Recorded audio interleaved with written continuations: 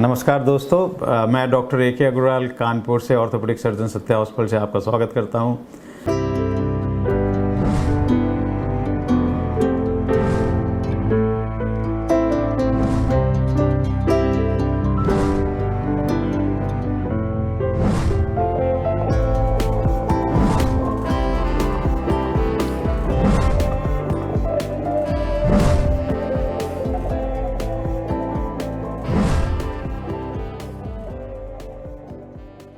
घुटने की गठिया को इंजेक्शन से कैसे ठीक करें, इसका बहुत ही अच्छा रिस्पांस आया है। बहुत लोगों ने देखा है, हजारों लाखों लोग देख रहे हैं इसे, न केवल भारत में, विदेशों से, अफ्रीका से, यूरोप से, लंदन से, अमेरिका से लोगों की इसमें काफ़ी सारी क्वेरीज आई हैं। तो मैंने सोचा एक और आपको इस पर बात करते हैं, इस पर, जिससे कि और डिटेल में मेजॉरिटी लोगों के क्वेश्चंस इस शॉर्ट वीडियो से आंसर हो जाएंगे।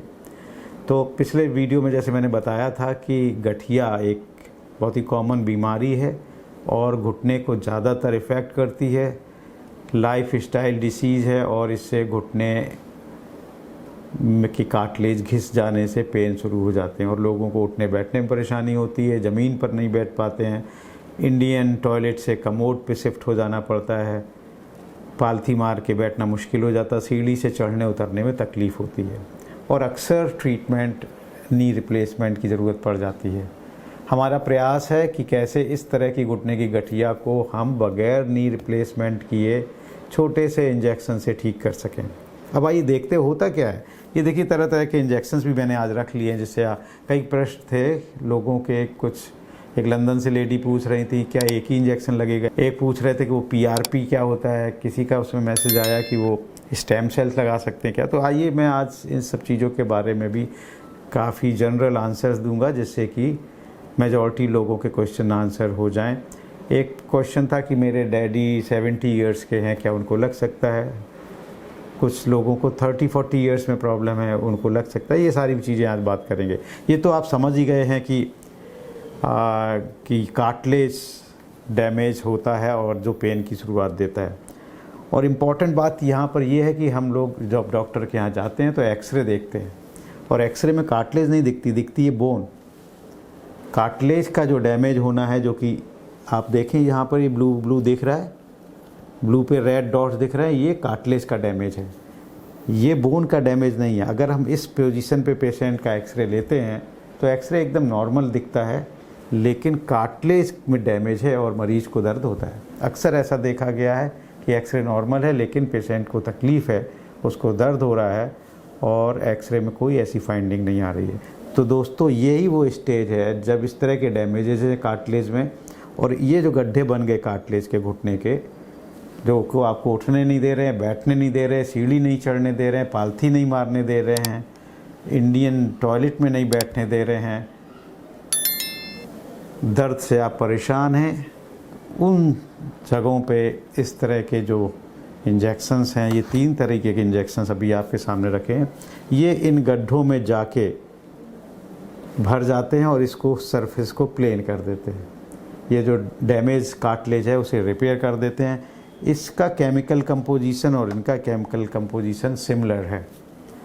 तो ये एक तरह से जैसे कि सीमेंट से रिपेयर हो जाता है, प्लास्टर कहीं ब्रेक हो जाए, क्रैक्स आ जाएं, इसी तरह का ये इंजेक्शन रिपेयर कर देता है और दर्द से आपको निजात दिला देता है।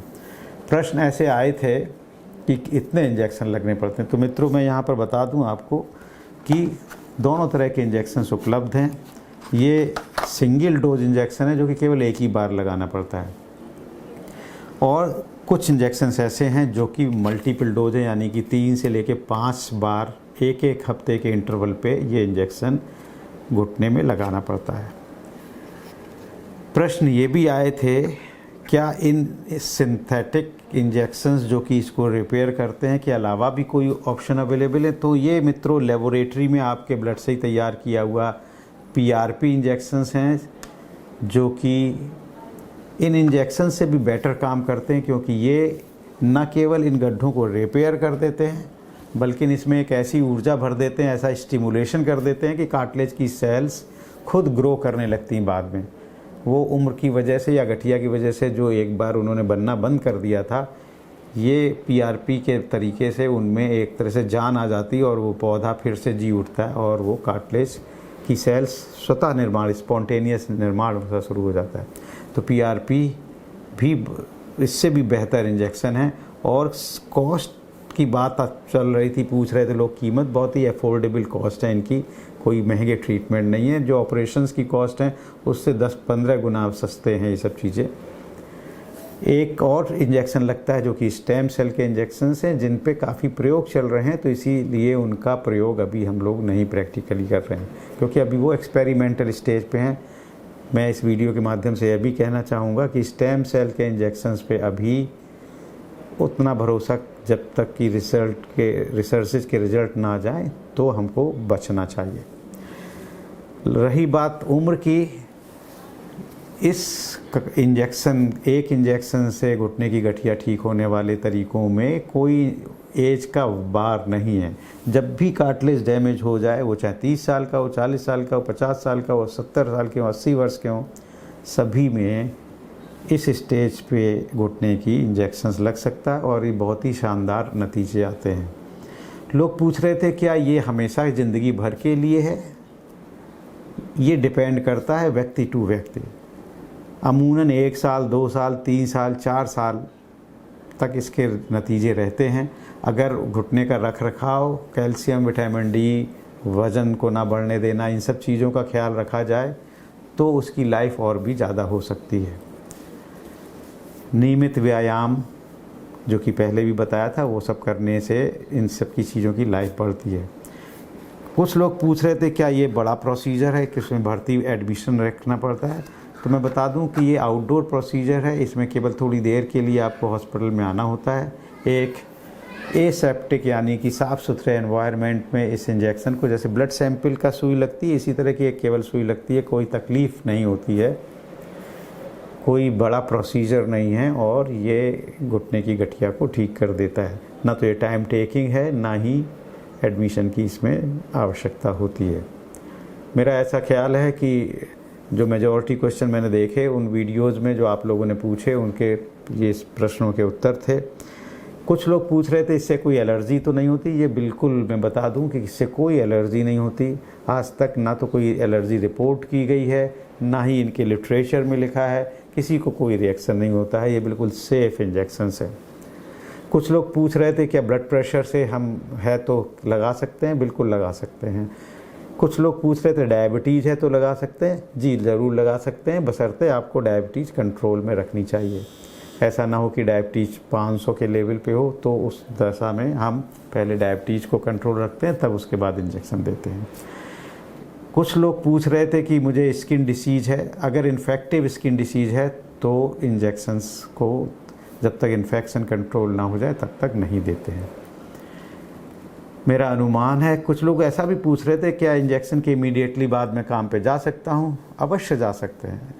ये बहुत ही सिंपल प्रोसीजर है। इंजेक्शन के बाद कोई भी तकलीफ़ नहीं होती है। आप जैसे सामान आए थे वैसे ही सामान चल के जाते हैं और अपने सारे काम करते हैं, ऑफिस जाते हैं, रनिंग करते हैं, दौड़ते हैं, जंप करते हैं, व्हाटएवर आप यू आर डूइंग बिफोर, आप उसके बाद भी करते रह सकते हैं। तो एक छोटा सा प्रोसीजर है।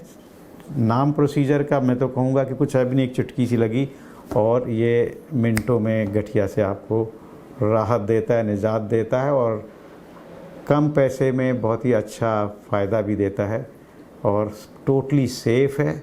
कोई उम्र का बंधन नहीं है, किसी तरह की इसके पश्चात परेशानी नहीं होती है। मेजॉरिटी बीमारियों के बावजूद इसे लगाया जाता है, कोई भी एलर्जिक रिएक्शन नहीं है, इसलिए ये पूरी तरह से सेफ़ है।